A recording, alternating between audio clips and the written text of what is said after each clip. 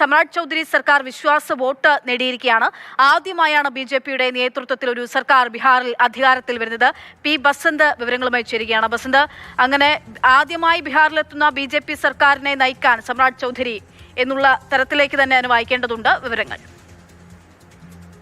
ബീഹാറിൽ ഇപ്പോൾ BJP-യുടെ സർക്കാർ, അതായത് സമ്രാട് ചൗധരി നേതൃത്വം നൽകുന്ന സർക്കാരാണ് വിശ്വാസ വോട്ട് നേടിയിരിക്കുന്നത്. കഴിഞ്ഞ ദിവസം നിതീഷ് കുമാർ മുഖ്യമന്ത്രി പദം രാജിവെച്ച സാഹചര്യമുണ്ട് 10-ാം തീയതി. അതിനുശേഷം ആണ് സമ്രാട് ചൗധരി മുഖ്യമന്ത്രിയായി ചുമതലയേറ്റത്. ഇതിനെ തുടർന്ന് 2 JDU-യിൽ നിന്ന് 2 ഉപമുഖ്യമന്ത്രിമാരുമുണ്ട്.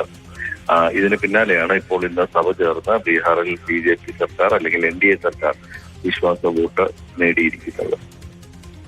ശരി, വിവരങ്ങൾ നൽകിയത് പി ബസന്താണ്. 243 അംഗസഭയാണ്, ഇവിടെ 202 NDA-യുടെ അംഗസംഖ്യ എന്ന് പറയുന്നത്.